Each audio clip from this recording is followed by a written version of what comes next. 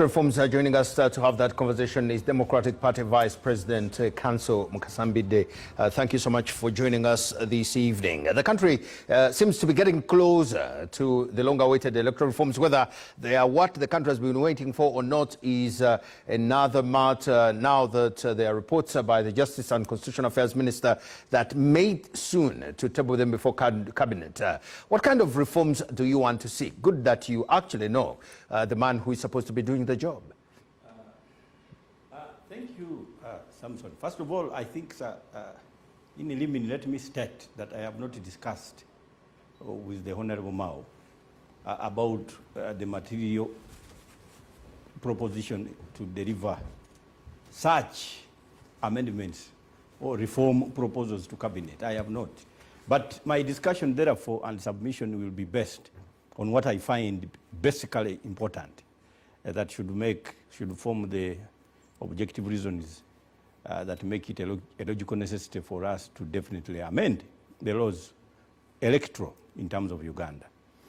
One, I think I do not subscribe to the view that we don't need electoral amendments and reforms. We really do. For example, and of course Uganda will not be reinventing the wheel, and that is if there is a time that will allow. For example, some of the rumors have developed reports to the extent that, for example, we might most likely go parliamentary. Now, amendments of that nature under the Constitution may lead to touch the objective reasons and the, of course, directive principles of state policy, particularly objective number 2, which requires a referendum. In my opinion, most likely we will not go that route. But what do we call an election if the electoral body is not independent?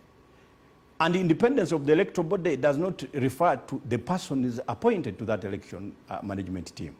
It definitely, of course, is incumbent upon how a person gets to that team. We can benchmark from Kenya, where the team is constituted by commissions and some statutory bodies.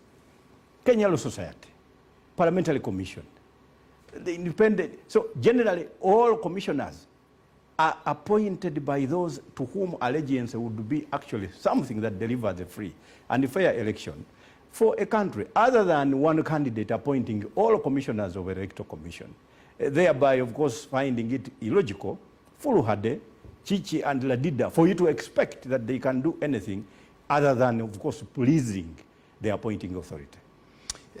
Chichi and Ladida, as they might be, besides the changing of how the Electoral Commission is constituted, what other changes would you like to see, and do you think we have enough time for those? Yes, of course, there are studies that have been conducted.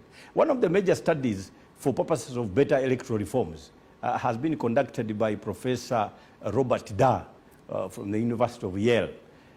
The changes must be geared towards the removal of the following. One, coercion and suppression. The amendments must be in such a way that coercion and suppression are no longer a material existence in an election. Of course, we have cited the independence of the electoral management body. Then, of course, avoidance of gerrymandering towards an election, where there is now a creation of municipalities and constituencies that are clearly geared towards, of course, giving the incumbent of course, a leeway in terms of winning an election. Then finally, because we don't have time, voter, other than a fair count, what is the freedom to vote that is available? Now here in Uganda, it has got a lot of reference to regions like Wakiso and Kampala. The freedom to vote in Wakiso and Kampala pursuant to presidential elections is actually non-existent. Now we are looking at demographics for Uganda, where, for example, there is a tie between Western and Central of likelihood of voters, or of course the population of 11.5 million each, and the tie of North and East, which is 8.5 million each. That means that in a free and fair election, it can go either way. Either the incumbent can lose or the opposition can lose. Now, that is the kind of fairness that we would look at if anybody wanted to reform the electoral laws in Uganda. Very briefly, it's coming to 10 years since the Supreme Court made its case known. And do you think the government is under pressure to sort of put up electoral reforms of whatever sort? It is a rock and a hard place.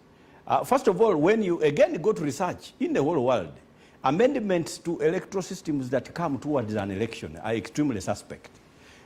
They, for example, can be the subject of pressure, but at the same time, it can be rather a gamut that is intended to deliver perfunctory processes called an election, where government, for example, has a pre-planned agenda to enact rules that again favor their own win. So here we must now look succinctly at what is being proposed.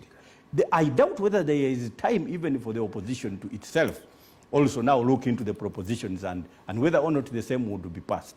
Now, of course, what the population is looking forward to is the re-establishment of term limitations. But knowing that they were removed, of course, obviously anybody tells you that removal is actually what we are more aware of than their establishment. So we think that goodwill is what is more material. Goodwill is material in such a way that I think in the current kind of legal establishment, if it existed, we would be looking at a possibility of a transition if there was goodwill to deliver the same. So in my opinion, there must be also, of course, controls established for purposes of delivering further power and capacity to political parties, because we are under a system that may actually even go obsolete before it has performed, and that is the multi-party political dispensation. So it also requires more powers to take decisions, and where decisions of a party are more sacrosanct than a decision of an individual. So in my opinion, I think Uganda is still suffering, and the major problem for such suffering is the goodwill of government to establish a democracy in Uganda.